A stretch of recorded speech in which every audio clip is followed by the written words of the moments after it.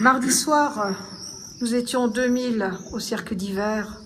Nous sommes plusieurs centaines à Auxerre. Et il me revient, cher Guillaume, un échange de SMS avec toi et avec Jean-Baptiste. Je vous disais, œcuménisme et fraternité, émotion, c'est à Paris. Ta réponse, Guillaume, ça a été, et ça continuera en Bourgogne, ici, ce soir, à Auxerre.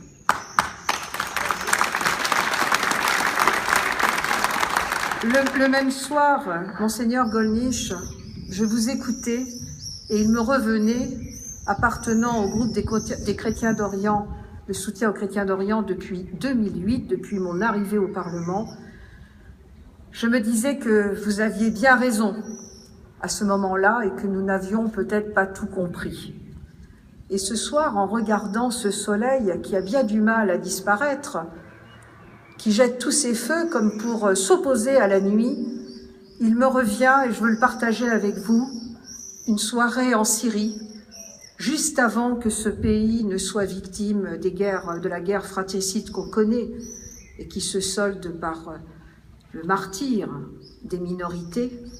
Je me souviens d'un soir dans une ville, nous étions avec l'ambassadeur de France en Syrie et avec des collègues de toute pas confession, mais de tout parti politique.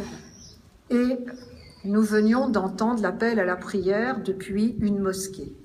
Et au détour d'une ruelle, où tout le monde vaquait, les fenêtres étaient ouvertes, parfois nous voyions des grandes croix sur les murs, nous entendons un orchestre. Et là, notre traducteur, un Syrien musulman, à qui je demandais de quoi il s'agissait, me dit « venez avec moi ».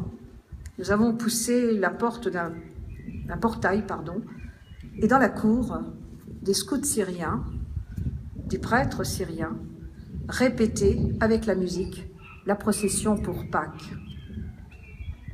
C'était avant que le soleil sur la Syrie ne disparaisse pour faire place à la nuit.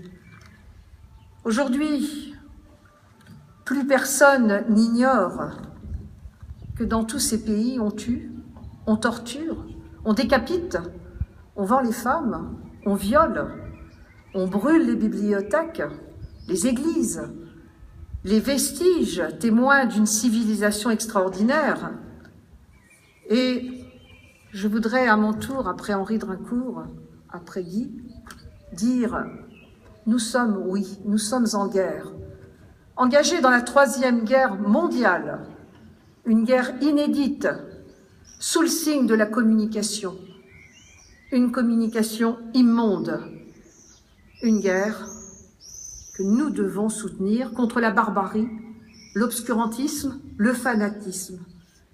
Et cette guerre, nous ne pourrons la gagner que si la France, aux côtés de l'Europe qu'on vient d'évoquer, aux côtés des États d'Orient, des États-Unis, mais aussi de la Russie et même de l'Iran, conjuguent leurs efforts pour éradiquer ce qu'on appelle l'État islamique.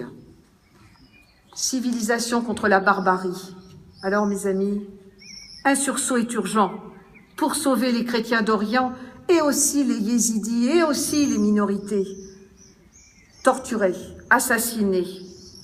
Un sursaut est nécessaire pour maintenir et faire revenir ces communautés en Orient.